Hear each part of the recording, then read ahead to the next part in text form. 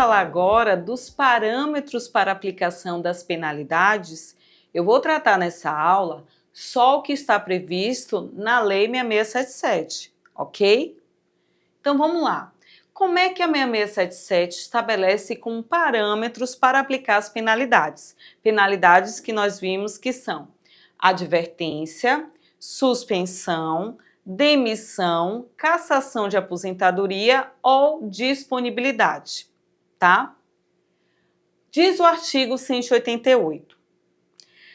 Na aplicação das penalidades serão consideradas a natureza e a gravidade da infração cometida, os antecedentes funcionais, os danos que dela provierem para o serviço público e as circunstâncias agravantes ou atenuantes. O que fez esse artigo 188? Ele trouxe os parâmetros para a gente fazer a dosimetria da pena. Por quê? Porque penas de advertência e suspensão, que a gente vai ver mais lá na frente sobre a pena de demissão, tá? Por quê? Porque quando eu analisar uma sanção, primeiro eu tenho que analisar a natureza e gravidade. Se for infração leve, vai caber pela natureza. De natureza leve, porque ela não tem o quê? Leve em relação à gravidade dela, ela não vai ter o quê? Ela vai poder estar sujeita à advertência. A gente vai ler outra orientação que tem na advertência, que consta na lei.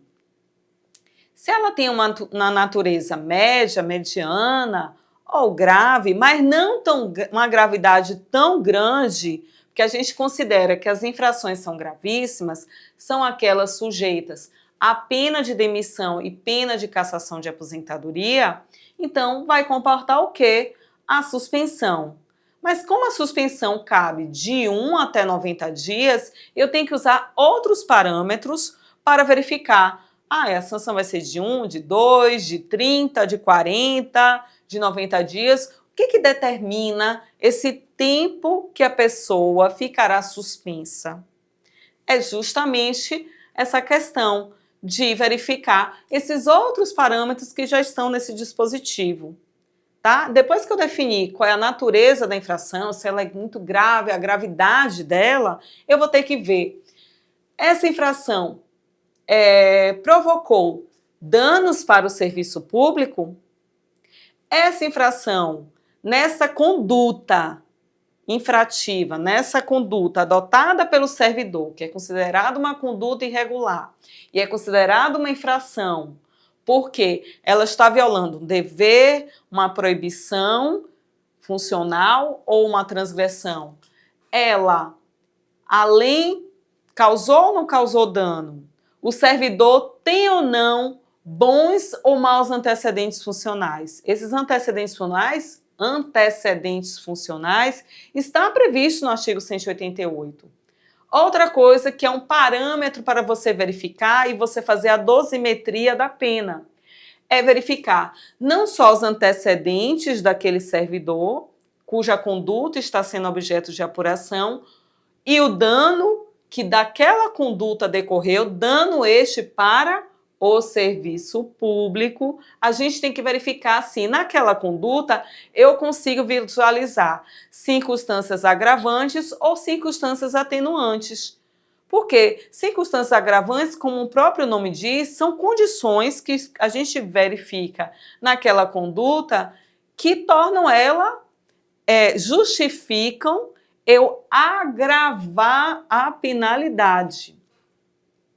E circunstâncias atenuantes são aquelas circunstâncias que justificam a atenuação da penalidade. Circunstâncias agravantes e atenuantes, gente, não é novidade no ordenamento jurídico. O próprio Código Penal traz um rol lá, um rol exaustivo de circunstâncias agravantes, circunstâncias atenuantes. A gente encontra isso também, sabe em que área? Que foi muito importante definir o que é agravante, o que é atenuante, na Lei de Licitações. A Bahia, há muito tempo, desde a Lei 9433 de licitações, ela tem um decreto de dosimetria que elencava circunstâncias agravantes, que agravam a penalidade, e circunstâncias atenuantes, porque a pena de suspensão lá, da antiga Lei 9433, e até agora a pena de impedimento, você também tem um prazo mínimo e um prazo máximo. E aí, como é que eu defino qual é a penalidade adequada? Porque, gente, quando a gente estuda penalidades, a gente não pode esquecer dois princípios: o da legalidade estrita. Eu só posso aplicar sanção se para aquele comportamento foi previsto esse tipo de sanção. E também o princípio da proporcionalidade. A penalidade, que é uma restrição que vai causar na vida do servidor, tem que ser proporcional à gravidade da conduta que foi praticada. Então, nunca posso aplicar uma penalidade sem verificar a natureza e a gravidade daquela infração, se o servidor acusado ou investigado ele tem antecedentes funcionais, bem como se aquela conduta trouxe danos ao serviço público e se naquela conduta eu consigo visualizar circunstâncias que devem agravar a penalidade ou circunstâncias que devem atenuar a sanção cabível para aquela situação. Lembrando que a penalidade só pode ser aplicada após o devido processo legal, tá?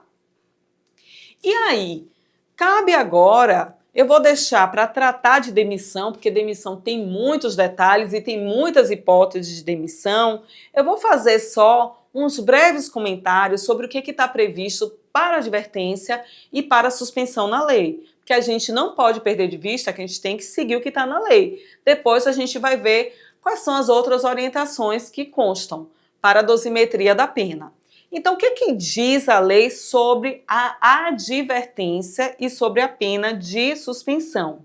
A advertência, eu já havia falado na aula anterior, ela é por escrito, tá? E vamos ver o que diz o artigo 189, porque dele a gente vai extrair o que o legislador minimamente orientou para os casos de aplicação de advertência. Diz o 189. Vamos ler?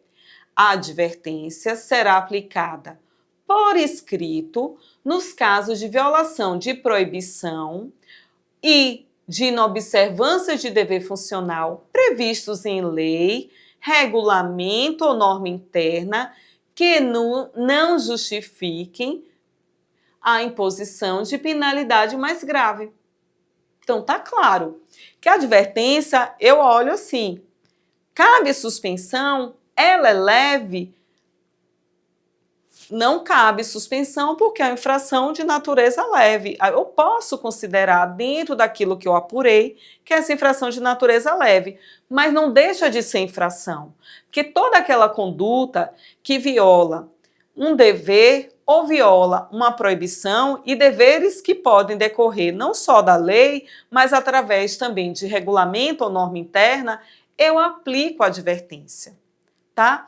A advertência, eu vejo assim muito na prática que todo mundo adora sugerir advertência. Ah, isso é só uma advertência, isso é só uma advertência. E não observa os critérios que estão previstos no artigo 188, porque deles decorrem todo o detalhamento, toda a análise que a gente vai fazer no momento da dosimetria, no momento de prospectar qual é a sanção que seria, em tese, cabível, tá certo? Então, não podemos perder de vista o que o legislador trouxe no artigo 189. E o artigo 190, que fala da suspensão, o que o legislador trouxe? O legislador fala: a suspensão será aplicada quando, em caso de reincidência de faltas punidas com advertência ou seja, outra hipótese, de violação das demais proibições que não tipifiquem infração sujeita à demissão, não podendo exceder 90 dias. Ou seja, depois eu comento o parágrafo único desse dispositivo, tá? Ou seja, tá claro que a suspensão, ela tá no meio termo. Olha, a infração não é tão leve a comportar advertência, mas ela também não está naquelas hipóteses de demissão previstas em lei, tá? A suspensão pressupõe que ou a pessoa já é um reincidente infrações, né, punidas com advertência, ou ele está violando proibições, ou está ali implícito também deveres, porque tem deveres que, se violados, são considerados condutas graves que não justifiquem a sanção, a pena de demissão. E esse próprio artigo 190 já diz, a sanção não pode exceder 90 dias. O que é que está querendo dizer com isso?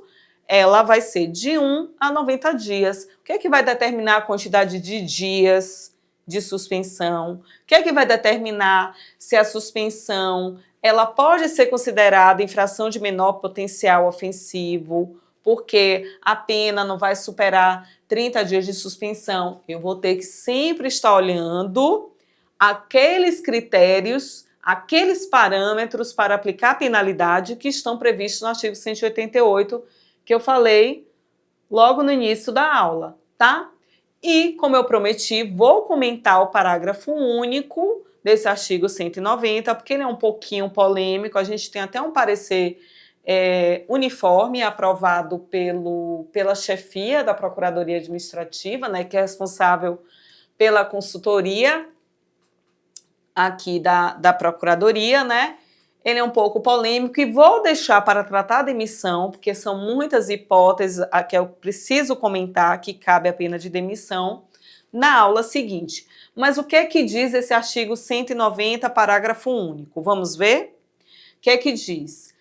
Parágrafo único. Será punido com suspensão de até 15 dias o servidor que, injustificadamente, se recusar a ser submetido à inspeção médica determinada pela autoridade competente, cessando os efeitos da penalidade, uma vez cumprida a determinação.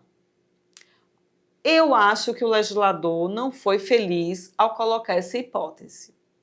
Ele deveria pegar esse parágrafo único e transportar para aqueles dispositivos lá que começam falando da licença para tratamento à saúde, que começa desde o artigo 145 da Lei 6677. Por quê? Porque lembra que eu falei na primeira aula que você não pode aplicar sanção sem o devido processo legal? Se a gente interpretar esse dispositivo na literalidade, fica parecendo que eu posso aplicar uma sanção sem nem garantir defesa para ele. Existe essa possibilidade? Não. Está violando, inclusive, a Constituição Federal. Então, a gente tem que fazer uma interpretação desse dispositivo conforme a Constituição Federal, que foi isso que a Procuradoria fez, e chegou qual a conclusão? Essa suspensão aí não é uma penalidade, é uma suspensão cautelar. Por quê? Vou explicar. O artigo 145 da 6677 prevê que a licença para tratamento de saúde ela pode ser concedida a pedido do servidor, ou seja, o próprio servidor enfermo, que não está com condições de trabalhar, que não tem capacidade laborativa, pede licença. Ou ele, se for até 10 dias, ele apresenta um atestado, esse atestado vai cobrir aquele período de ausências, porque ele está doente, mas se for um afastamento para tratar a saúde que supere esses 10 dias, a partir do 11º dia, ele tem que ser obrigatoriamente submetido para a junta médica. E o que é que acontece às vezes? E perceba, o que é que também diz esse artigo 145? Diz que a licença não é só a pedido, mas pode também ser determinada de ofício. As pessoas esquecem disso. Ou seja, às vezes tem um colega, tem um servidor subordinado que claramente você está vendo que ele não está bem, que ele está doente, que ele precisa parar para tratar da saúde dele, principalmente doenças de natureza mental, tá? Enfermidade de natureza mental, e o pessoal fica ali de braços cruzados esperando o servidor pedir licença. Às vezes ele nem pede. E eu posso determinar, sim, de ofício, que o servidor seja submetido à perícia médica. Perícia que deve ser feita por quem? Pela junta médica oficial, para a junta atestar e verificar. A junta verifica não só se o servidor está doente ou não, verifica se eventual enfermidade porventura existente gera nele a incapacidade laborativa. Mas sabe o que acontece muito servidor? Muito servidor inventa doença, não quer trabalhar, mas aí na hora que o afastamento dele supera 10 dias, ele não vai para a junta. Aí eu falei, se ele não vai para a junta e o afastamento dele, a gente não pode aceitar um atestado superior a 10 dias. Se o atestado é superior a 10 dias, a gente aceita nos primeiros 10 dias, a partir do 11º ele tem que ir para a junta levar esse atestado. E sabe o que é que muito servidor de má-fé faz? Não vai para a junta. Não vou para a junta. Não quero. A junta é isso. Eu moro longe, eu moro no interior. A administração pode sim determinar de ofício, ou seja, mesmo se ele pedir, vá para a junta. E ele não pode se recusar a ser submetido pela junta médica. Lógico que quando a administração faz essa determinação de ofício, ela tem que fazer todo um arrazoado, relatar qual é a situação, que a junta vai estourar. Não é usual. Usual é o quê? O próprio servidor fazer o RIM. RIM é requerimento de inspeção médica. Mas isso pode ser o contrário. Pode ser a própria superior hierárquico, a própria administração, o órgão, determinando vá para a junta médica para ser periciado. Você não pode simplesmente de boca dizer que está doente, que vai ficar em casa 30, 45 dias. Não. Eu preciso que você seja periciado. E o que acontece? O servidor se recusa. E aí, lendo esse artigo 190, parágrafo único, fica parecendo que eu já posso aplicar sanção. Não foi para a junta não, é? Sanção de 15 dias. Não. Aí a gente está tratando, gente, de uma medida cautelar. Foi isso que a gente explicou no precedente da Procuradoria. Essa suspensão a que se refere o 145 é a medida cautelar. E medida cautelar, ela tem fundamento também no artigo 183 da Lei 12.209. Que lei é essa? É a Lei de Processo Administrativo do Estado da Bahia, que se aplica subsidiariamente, de forma complementar, essa Lei 6677. Então, diz o seguinte, você pode impor a medida cautelar inaudita altera partes, ou seja, sem precisar ouvir a outra parte contrária. Por quê? Porque aí depois você vai garantir defesa. Então, a gente teve que fazer uma interpretação desse dispositivo, conforme a Constituição, para dizer, olha, isso aí não é propriamente uma sanção. A gente vai suspender cautelarmente ele da folha de pagamento por 15 dias. Se ele, nesse período, quando ele sentir no bolso que ele vai perder o salário, que ele vai perder a remuneração, comparecer, regularizou a situação. Mas se ele não comparecer, aí sim, a gente vai excluir a pessoa da folha de pagamento e instaurar um PAD, para aí sim, eventualmente, aplicar uma sanção disciplinar. Foi essa interpretação que a gente deu para não dizer que esse dispositivo era totalmente inconstitucional. Porque você não pode admitir a aplicação de qualquer penalidade sem processo administrativo disciplinar, tá? E só um parênteses, quando a situação comporta a celebração de termo de compromisso disciplinar, que é um acordo, está previsto no artigo 206, inciso 3, e está disciplinado no artigo 206-A desse estatuto, 6677.